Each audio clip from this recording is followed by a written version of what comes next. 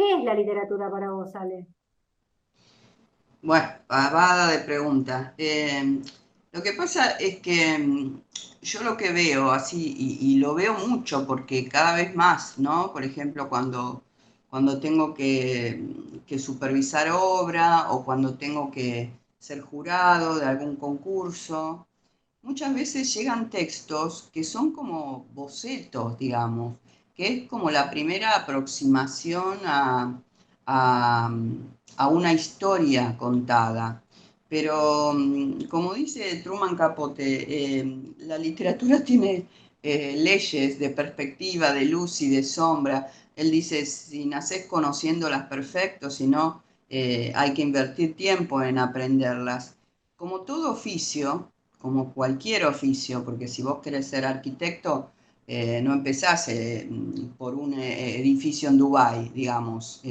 Vas a una facultad, eh, haces toda una carrera, vas probando, haces cosas menores.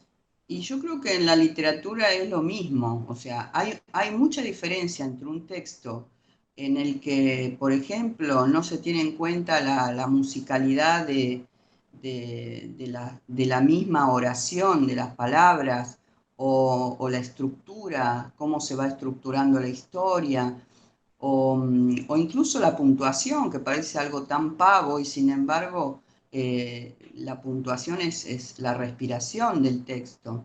Entonces son muchísimas cosas que hay que ver, que hay que observar y hay que eh, probar, digamos, ¿no? Hay que entrenarse en todo eso para que entonces después, cuando uno tiene una historia en la cabeza, poder sacarle el jugo, poder hacerla lo mejor posible y que sea realmente la máxima expresión de esa historia. Por eso digo que es un camino largo. Todos cuando empezamos nos conformamos con poner, porque yo misma lo hice, ¿no? Nos conformamos con traspasar más o menos lo que tenemos en la imaginación al papel o a la pantalla. Yo me acuerdo que cuando escribí mi primera novela, que nunca se publicó, porque tenía además como 1000 páginas, fue mi primera aproximación a la narrativa, antes de hacer taller. eh, por ejemplo, por cada sustantivo ponía 3 adjetivos. Y esto no lo hacía por gusto, sino porque pensaba que el lector o la lectora tenían que ser capaces de entender exactamente lo que yo quería decir. Y entonces, en vez de pensar o tratar de ver cuál es la mejor forma de expresar eso y tener los recursos y las herramientas para hacerlo, ponía todo el muestrario de cosas que se acercaban a lo que yo quería decir. Y eso lo veo muchísimo, ¿no? Hay gente que viene a hacer supervisión, que quizá incluso hicieron, no sé, 6 años de taller con uno y vienen y me dicen, pero yo todo esto no lo sabía cuando empiezo a señalar cosas. Y digo, bueno, son como, sí, herramientas y recursos de oficio que cada vez se refinan más, ¿no? En mi caso, yo me doy cuenta que cada vez tengo más y más herramientas para ofrecer, no solo a mí misma, sino para dársela a los demás. Y no es lo mismo un texto escrito así de una, digamos, que elaborado, trabajado, para que tenga intensidad, para que tenga economía narrativa, para que vaya a fondo con lo que, en sintonía con lo que uno quiere decir, pero en la mejor forma posible. Entonces, volviendo a tu pregunta, si vos me decís qué es la literatura, a todo esto, a todo este trabajo de oficio, además, habría que unirle un lenguaje personal.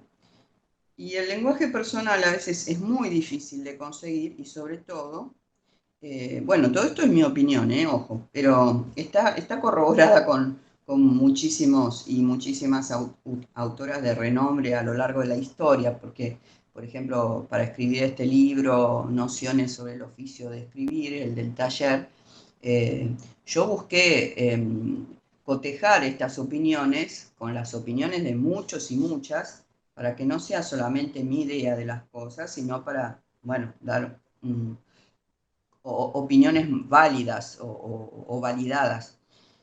Y entonces, bueno, lo del lenguaje personal, cuando uno lee mucho, en mi caso, por ejemplo, yo era muy, muy lectora, claro, cuando empecé a escribir también arrastraba todo ese lenguaje de otros, esa forma de escribir de otros. Entonces, qué sé yo, por momentos parecía Lovecraft, por momentos Cortázar, me aparecían todos los fragmentos de las cosas que leía y que me gustaba. Incluso cuando estaba haciendo taller, me acuerdo que en una época me fanaticé con Proust y en el taller me decían, deja de leer a Proust, porque lo único que me aparecía eran como sus formas, obviamente que no siendo Proust. Entonces, eh, cada uno tiene una voz particular, el escritor es alguien que trabaja con el lenguaje, se expresa a través de la palabra escrita y esa es nuestra materia, ¿no? O sea, el material que vamos a moldear es la palabra escrita.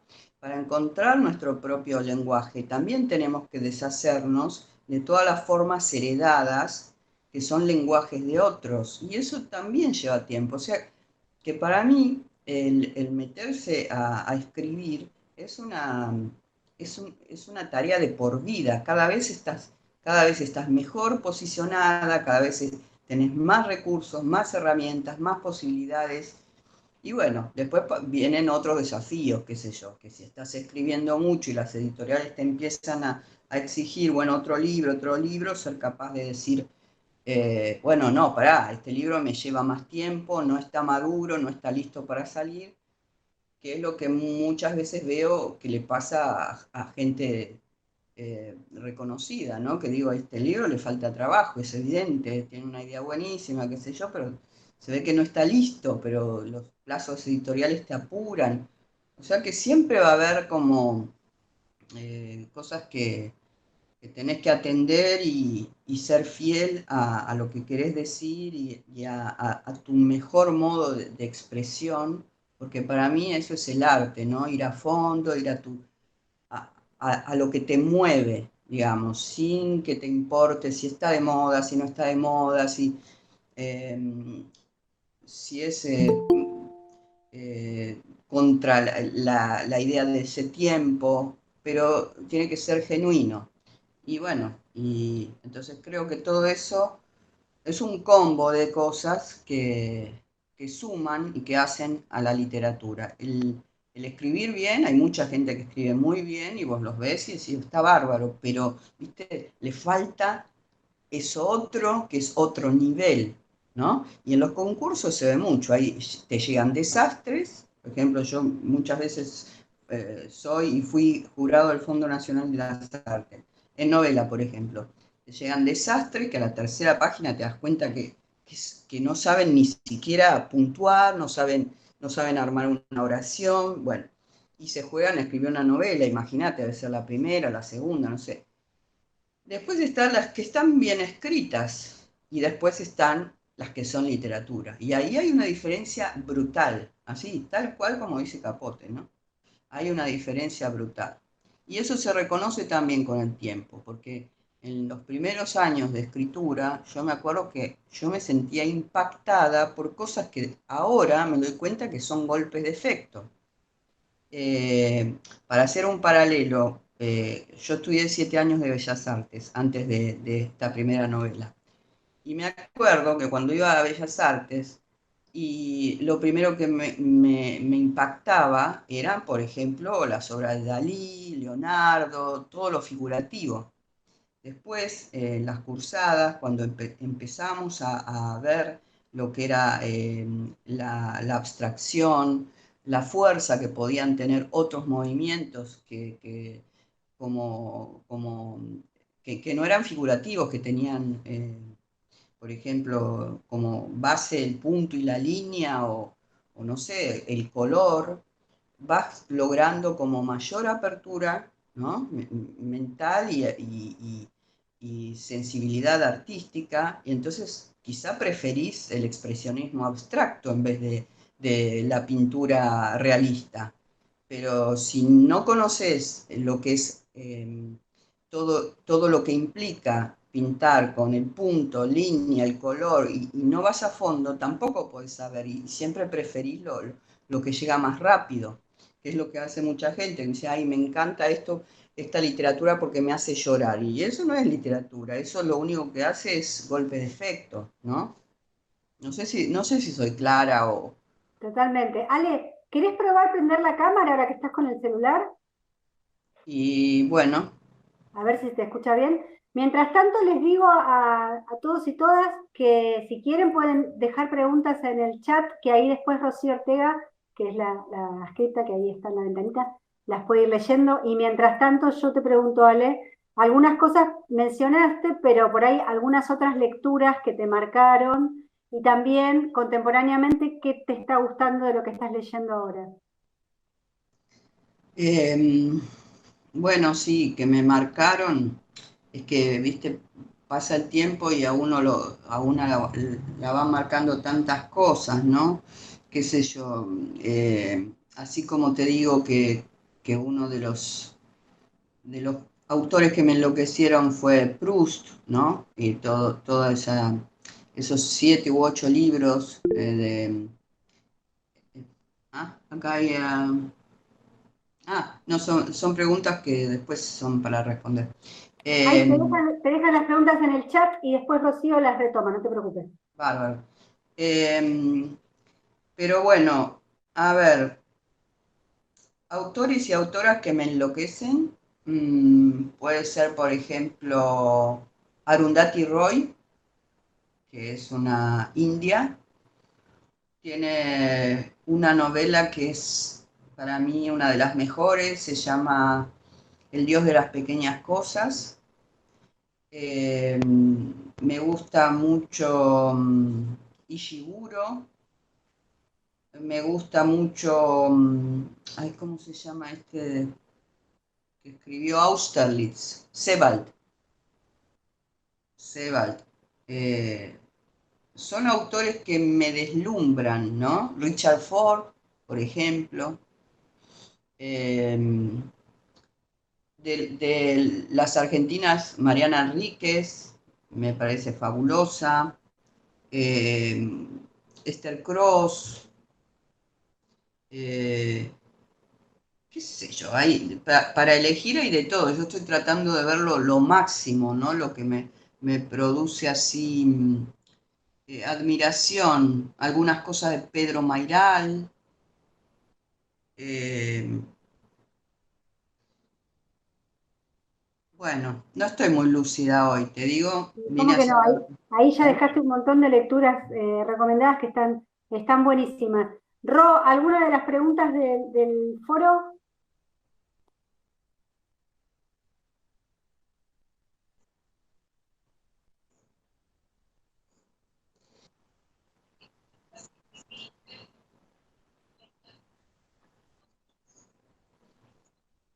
No, no, nunca dicté para niños, siempre para adultos y lo, no sé cómo se podría dictar un taller para niños porque en realidad cuando son chicos lo único que hay que tratar es de que saquen toda esa fuerza creativa que traen, ¿no? No, eh, no creo que sea el momento para empezar a frenarlos o a inculcarles. Por ahí hay que estar muy atentos también a qué es lo que está pidiendo cada uno, ¿no? Porque por ahí hay alguien que tiene una madurez extraordinaria, entonces sí, bueno, me voy a poner un poquito más firme con la puntuación para que la aproveche. Mm, pero bueno, cuando mis hijos eran chicos, yo lo digo porque hoy uno de los míos presenta su primer libro en una antología que armaron en la facultad, así que lo eligieron y estoy muy contenta porque ahí no hubo ni acomodo, ni recomendaciones mías, es más, no quiere saber nada con lo que le, le digo, ¿viste?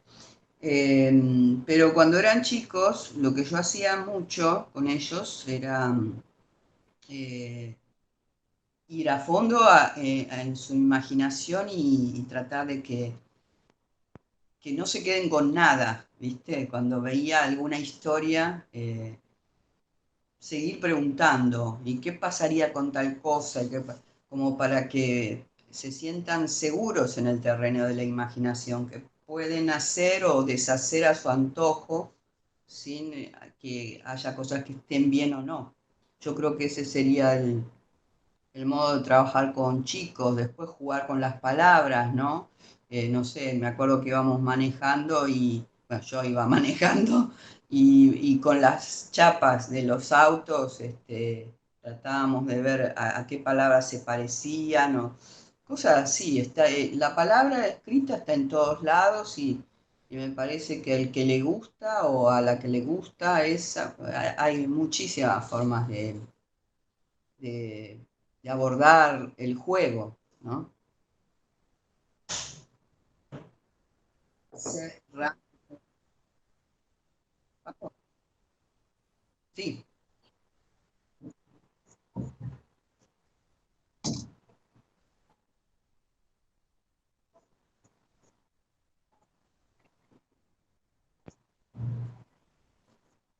y es una mezcla, porque, por ejemplo, en la novela esta, Vete de mí, que fue la primera que se publicó, el, el personaje principal eh, era Luis Alberto Spinetta, ¿no?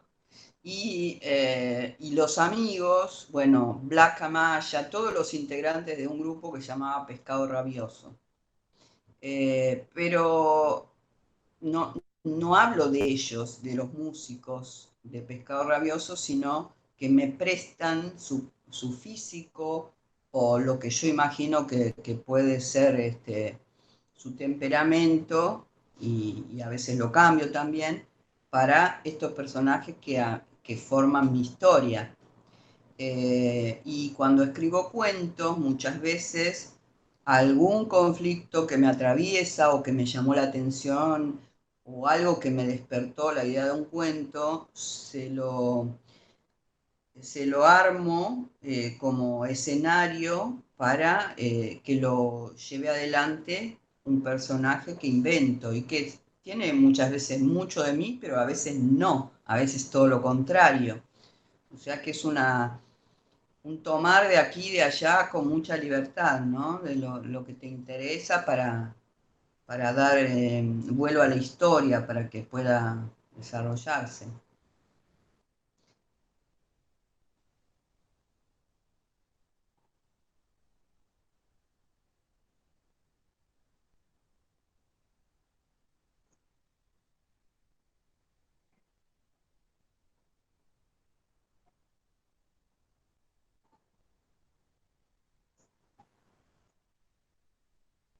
Y la música si, si uno lee lo que yo escribo, encuentra muchísimas alusiones a la música, porque es algo que no en el acto físico de escribir, no escucho, yo tengo que estar en silencio, ¿no? Para escribir. Pero internamente tengo el recuerdo de músicas y las quiero compartir también y que intervengan en la escena, ¿no? Entonces, en las novelas, por ejemplo, Las olas del mundo es prácticamente una playlist, ¿no? Eso me dijo una periodista, podría seguirse el pasaje de esos años a través de la música que recorre la novela, porque hay permanentemente alusiones, no solamente a Spinetta, porque en esa sí, la protagonista es fanática de Spinetta en la época de la dictadura, que eso sí es tal como era yo, sino en todas las músicas que van apareciendo, desde jingles de la televisión hasta, no sé, las músicas que escuchaban los padres o que se escuchaba en la radio. Entonces, la música a mí me potencia mucho y, y aunque no es considerado un arte, los aromas. Yo creo que el día que alguien descubra cómo recuperar un olor o un aroma, nada, revoluciona el mundo, porque yo creo que muchas veces entras a un lugar y te cruza un aroma de que vos decís, esto fue mi infancia y está todo condensado ahí, ¿no? Y creo que eso también ayuda. No sé, es que pienso que todo esto, ¿no? Lo que uno absorbe de la realidad es después lo que enriquece mucho un texto también o una historia, porque si uno puede estar atento o atenta a las señales de lo que es la vida y un momento particular de la vida y se puede transmitir, yo creo que eso le despierta al lector o a la lectora las mismas vivencias u otras parecidas, unas que tenga que sean propias, pero se evoca mucho, ¿no? A través de, de los sonidos, que no tienen por qué ser solamente música, puede ser el sonido ambiente, la luz, el- los aromas, como te digo, los colores. ¿Se puede fumar acá? Sí, pensaba, Ale, te escuchaba, y que además con el tema de los aromas o olores, es como si no hubiera mediación, ¿no? Cuando uno huele es como que va derecho a la emotividad. A mí también me ha pasado, es como que no hay mediación Tal cual. es raro lo que pasa con el olor. Claro. Y pensaba que a lo mejor hay que hacer novelas con raspar y olé, como unas figuritas que había cuando yo era chica, que era para raspar y oler el olor a frutilla o esas cosas. Nada, bueno, una pavada. Quería, mientras Ro sigue ahí recopilando lo del chat, yo quería que les cuentes a las y los estudiantes la experiencia del documental, cómo fue que se tradujo tu novela afuera, cómo fue eso, que me parece súper interesante. Eh, bueno, a ver, déjame que haga un poco de memoria, porque yo, yo estaba invitada a un festival internacional que se hacía en Eslovenia y, y todavía acá no había salido mi novela, fue en el mismo año, digamos, yo fui para allá los primeros días de septiembre y la novela salía en esa fecha, o sea que tenía libros de cuentos nada más. Tenía Coronadas de Gloria y Historias de Mujeres Oscuras, eran los dos libros de cuentos. Y viajé a ese festival y tenía mis cuentos, algunos traducidos para leer allá y qué sé yo. Y, y bueno, y gustaron mucho los cuentos y entonces se me acercaron, me presentaron a gente de editorial y me dijeron si tenía algo como una novela. Y le digo, mira, justo la novela sale ahora, es lo próximo que va a salir. Y entonces, bueno, después había una eslovena acá, que una traductora maravillosa que daba clases en la facultad de lenguas extranjeras, ¿no? Daba esloveno y ella la tradujo y salió allá en el 2010. Y esa novela, traducida al esloveno, que para mí fue increíble porque me parecía que era como una cultura tan distinta, ¿no? Sin embargo, tienen mucho que ver con nosotros, los eslovenos. Eh, la leyó un bibliotecario de la ciudad de Maribor, se la llevó de vacaciones, o sea, él se la recomendó una de las empleadas de la biblioteca, le dijo, léete esto que te va a gustar, él se iba de vacaciones, se la llevó, se la leyó en un fin de semana y se le ocurrió, dijo, yo quiero hacer un documental, quiero entrevistar a la autora, quiero viajar a Argentina, quiero traerla acá, o sea, un delirio total. Eso lo cuento, hay un par de notas ahí si las buscan, está, todo eso lo cuento en dos notas. Una creo que hizo Verónica Abdala y otra ¿cómo se llama? De página 12, Silvina Friera, ahí lo cuento todo. Porque a mí me parecía un delirio, me empezaron a escribir diciéndome, por ejemplo, ¿nos das permiso para hacer un documental sobre vos, sobre tu novela? Queremos ir a filmar las locaciones, que muchas escenas están ambientadas en la Patagonia. Y yo le decía, sí, obvio, me parecía hasta ridículo tener que decirle que los autorizaba, pero lo tomaba como una locura, digo, estos se van a cansar antes de que se pueda hacer algo. Y no, así firmemente siguieron avanzando y un día me dijeron, mira, acá tenemos todo preparado para traerte, para hacer una gira de presentación del libro y vamos a filmar todo eso y después vamos a viajar a Argentina. Bueno, y así, hasta que se filmó. Allá se filmó todo lo que yo hice, o sea, la gira de presentación del libro y las charlas que daba, y después vinieron acá a Argentina al año siguiente y fuimos a las locaciones de la Patagonia, pero también filmaron mi vida entera, o sea, yo vivía con el micrófono puesto. Y así hicieron ese documental que se llamó Alejandra y una exposición demasiado grande porque después de eso yo dije, demasiado, too much para mí, too ¿Se much. puede ver en algún lado, Alejandra, el documental? Creo que todavía no porque lo compró la RAI, que fue una de las auspiciantes.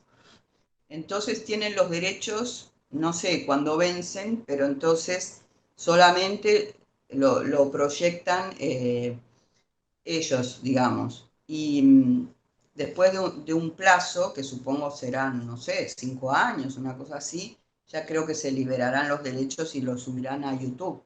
Bueno, cuando se libere, por favor avisanos porque yo quiero verlo, me vuelvo loca, lo quiero ver. Me silencio y dejo que Rob pueda hacer, hay un montón de preguntas. Eh, y en ese libro hay cuentos que tienen que ver con momentos así eh, muy importantes. Por ejemplo, el cuento Felicidad tiene que ver con un episodio difícil que fue la enfermedad de mi hijo más chico.